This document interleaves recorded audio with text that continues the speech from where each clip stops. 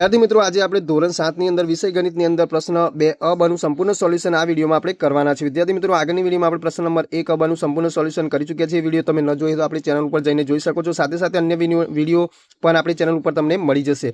અહીંયા જે પ્રत्येक વિધાન સાચું બને રીતે ખાલી જગ્યા પૂરો પ્રકરણ 7 છે। તો જોઈએ વિદ્યાર્થી મિત્રો પહેલો પ્રશ્ન 40% ની અપૂર્ણાંકના અતિ સંક્ષિપ્ત સ્વરૂપમાં ખાલી જગ્યા લખાય। તો અહીંયા આપણને આપેલું છે 40%। હવે 40% છે તો 40 ભાગ્યા 100 થશે કારણ કે ટકાની ગણતરી આપણે 100 વડે ગણીએ છીએ। છેદ ઉડાડી દઈએ તો 4 4 જતા રહ્યા। હવે 4 ના ભાગ પડે 2 દુ 4 અને 10 ના ભાગ પડશે। આ 10 છે એના ભાગ પાડીશું 2 પંચું 10। હવે વિદ્યાર્થી મિત્રો આ 2 ગયા ઉપરના અને નીચે છેદના તો શું વધ્યું આપણી પાસે 2 પંચમાંશ વધ્યું તો આપણો જવાબ આવી ગયો 2 પંચમાંશ। હવે એના પછી જોઈએ વિદ્યાર્થી મિત્રો આગળ નયનની માસિક આવક રૂપિયા 8000 છે તેમાંથી તે રૂપિયા 6000 ખર્ચ કરે છે તો તે ખાલી જગ્યા ટકા બચત કરે છે। હવે બચત શોધવાની છે તો જો વિદ્યાર્થી મિત્રો અહીંયા આપણે શું કરીશું તો 8000 માંથી 6000 વાપરે છે તો ટકા શોધવાનું તો 100 માંથી કેટલા તો અહીંયા આપણે ઉપર આવશે અંશમાં 100 આવશે બાજુમાં આવશે ગુણ્યા 6000 જે ખર્ચ કરે છે અને જે કુલ આવક છે 8000 એ છેદમાં આવશે। હવે જો અહીંયા વિદ્યાર્થી મિત્રો 3 3 શૂન્ય ઉડી જશે આ ઉપરના અને છેદના 3 3 શૂન્ય ઉડી જશે। હવે આપણી પાસે શું વધ્યું 100 ગુણ્યા 6 ગુણ્યા 8। હવે ભાગ પાડી દે 6 ના ભાગ પડે 2 તારી 6 પડે। હવે 2 ચોક 8 એટલે છેદમાં આવી ગયા 4। આ 2 વડે આપણે 8 ને ભાગી નાખ્યા તો 4 આવી ગયા છેદમાં। હવે 4 વડે આ 100 ને ભાગી દે 25 ચોક 100 25 તારી આયા 75 25 અને આ 3 વધ્યા તો 25 તારી 75 75% વધ્યા વિદ્યાર્થી મિત્રો। એટલે એનો મતલબ શું થયો કે 75% રૂપિયા એક ખર્ચ કરે છે। આપણે શું શોધવાનું છે અહીંયા જો પ્રશ્નની અંદર આપણે જોઈએ તો અહીંયા આપણે જોઈએ તો બચત કેટલી કરે છે શોધવાનું। તો આપણે ખર્ચ શોધ્યો ટકામાં કેટલા આયા 75 આયા 75 આયા તો હવે આપણે શું કરીશું 100 માંથી 75 ને બાદ કરીએ। આ 75% આપણે ખર્ચ કરીએ છીએ 100% માંથી 75 બાદ કરીએ એટલે 25% તો આપણો જવાબ આવશે 25% એટલે 25% એ બચત કરે છે। પછી 65 વિદ્યાર્થીઓના વર્ગમાં 13 વિદ્યાર્થીઓ પાસે સાયકલ છે તો ખાલી જગ્યા ટકા વિદ્યાર્થીઓ પાસે સાયકલ છે તો આમાં પણ એ જ રીતે ગણવાનું છે।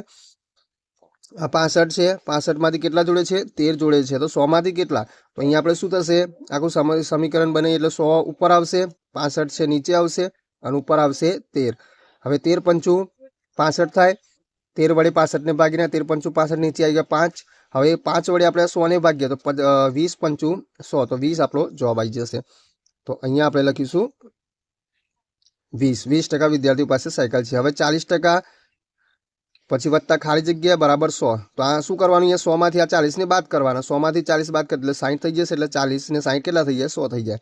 અહીંયા 0.7 ને ટકામાં ખાલી જગ્યા લખાય। હવે અહીંયા ટકામાં લખવાનું છે 0.7 ને તો આપણે કેવી રીતે લખીશું આ 0.7 છે આ 0.7 અને છેદમાં આપણે શું કરીશું આ 0. ને આપણે કાઢી નાખીએ બરાબર। ચલો આ પોઈન્ટ કાઢી નાખીએ છે અને એની જગ્યાએ આપણે શું લખી દઈએ છે માત્ર 7 લખી દઈએ છે અને છેદમાં 10 લખી દઈશું। પોઈન્ટ દૂર કરીએ એટલે છેદમાં 10 આવશે। હવે ટકા શોધવાના છે એટલે બાજુમાં ગુણ્યા 100 કરી દઈશું। હવે 10 એ 10 100 તો ઉપર આવી ગયા 10 10 + 70 એટલે 70% આપણો જવાબ આવી જશે। હવે એના પછી આગળ જઈએ આપણે તો એક વસ્તુની કિંમત ₹20 હતી તે ₹25 થઈ તો ખાલી જગ્યા ટકા કિંમત વધી તેમાં આવશે 25% કિંમત આવશે। એમાં પણ આપણે દાખલાઓ ગણાવીશું ત્યારે આવા દાખલાઓ પણ શીખવાડીશું। 30% એટલે અપૂર્ણાંકમાં ખાલી જગ્યા લખાય 30% છે તો 30 ભાગ્યા 100 કરી દેવાના 30 ભાગ્યા 100 કરે એટલે છેદ ઉડી જશે એટલે 3/10 આપણો આવી જશે। એક એક શૂન્ય ઉડી જશે એટલે 3/10। 40 લખોટીમાંથી 8 લખોટી લેતા ખાલી જગ્યા ટકા લખોટી લીધી કહેવાય તેમાં આવશે 20%।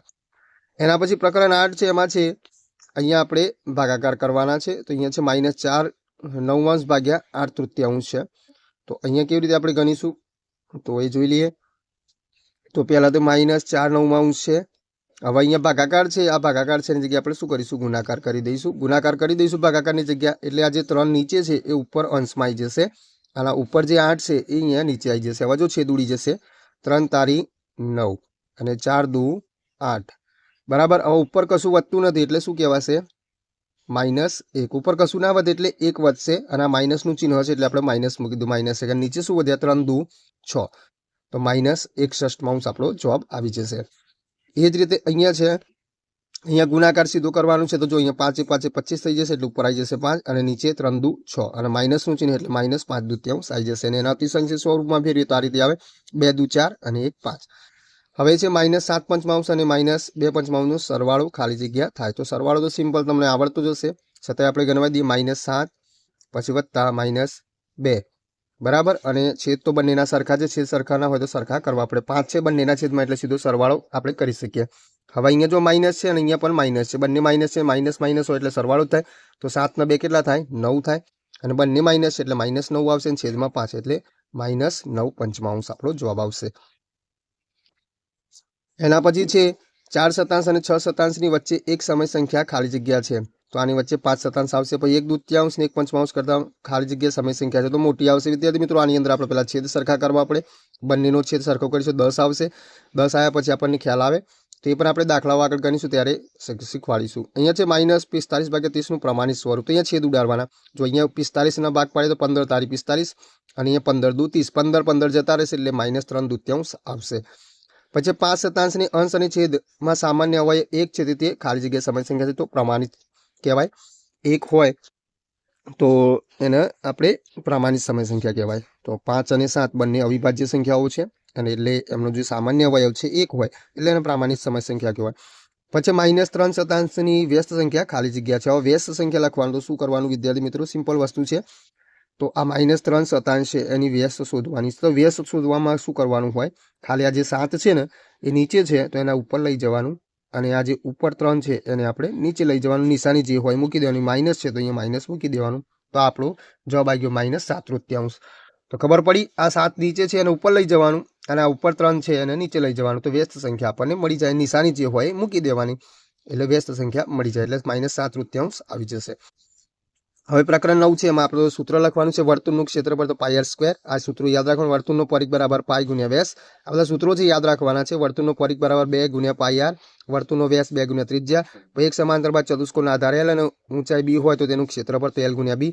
ત્રિકોણ XYZ ની પરિમિતિ તો એનું સૂત્ર XY + YZ + XZ. પછી પ્રકરણ 7 છે. એક ત્રિકોણનો આધાર L અને ઊંચાઈ b છે તો તેનું ક્ષેત્રફળ 1/2 × LB. ત્રિકોણનું ક્ષેત્રફળનું સૂત્ર આ રીતે આવશે: 1/2 × b × h એટલે કે પાયો અને ગુણ્યા પાયા પરનો વેધ. પાયાને આપણે b દ્વારા દર્શાવીએ, પાયા પરના વેધની લંબાઈને h વડે દર્શાવીએ. તો આ રીતે પણ લખી શકીએ અને આ રીતે પણ લખી શકીએ. પ્રકરણ 12 છે, એમાં છે સમબાજુ ત્રિકોણની ખાલી જગ્યા સમમિતિની રેખાઓ હોય તેમાં આવશે 3 આવશે. નિયમિત ષટકોણની ખાલી જગ્યા સમમિતિની રેખા હોય છે તેમાં આવશે 6. નિયમિત અષ્ટકોણની ખાલી જગ્યા સમમિતિની રેખા હોય છે તો 8.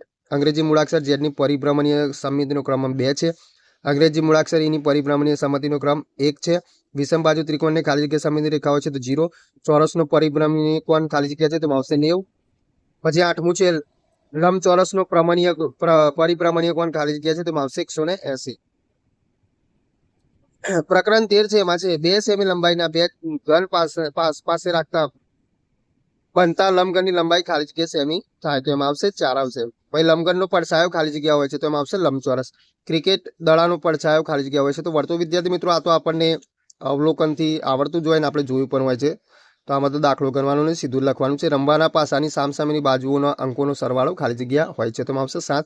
પછી ત્રિકોણાકાર પિરામિડની બધી સપાટીઓનો આકાર ખાલી જગ્યા હોય છે તો ત્રિકોણ. સમઘનની ખાલી જગ્યા સપાટી હોય છે તો 6. પછી જેને માત્ર લંબાઈ અને પહોળાઈ હોય તે આકૃતિને દ્વિપરિમાણીય આકૃતિ કહેવાય અને જેને લંબાઈ, પહોળાઈ અને ઊંચાઈ હોય તેને ત્રિપરિમાણીય વસ્તુ કહેવાય. તો આ વિદ્યાર્થી મિત્રો આપણે યાદ રાખવાનું છે આ બધું.